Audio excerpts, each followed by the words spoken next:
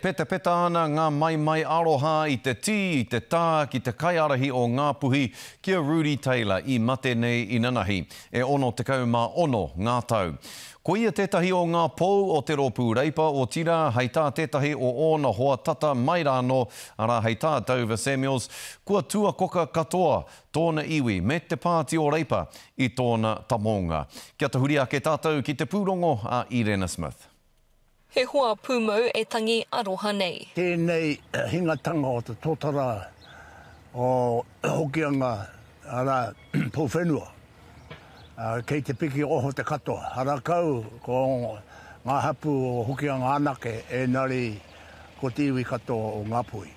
E hoki ana ngā mahara o Dover Samuels ki te wā iaia te mema mo te tai tokerau ko Rudy Taylor tōna tino kai hāpai. Mai rāno i roto ngā piki me ngā heke.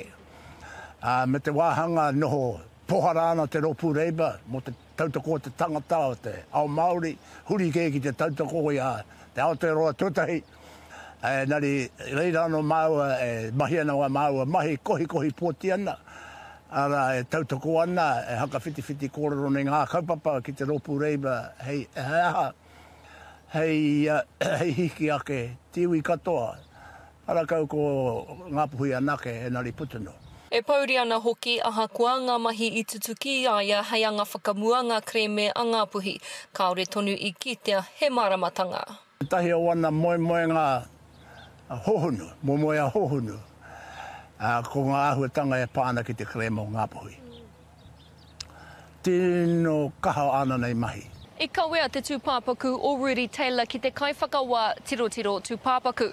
E ai ki ngā whakamārama a tōna whānau, ko te tikanga ka whakahaerehia he karekia mōna ki te whare whakatika tūpāpaku o Tīpene ki Tāmaki Makaurau a te pōnei, i mua i te whakarite i te taonga o te mate, kia whakahokia mai ki tōna ukaipō.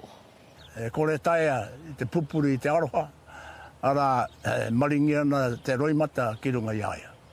Wai ho mai ko ona hoa maha hei whakanui i aia, i roto i ngā rā e tū mai nei. Irena Smith, Te Karere.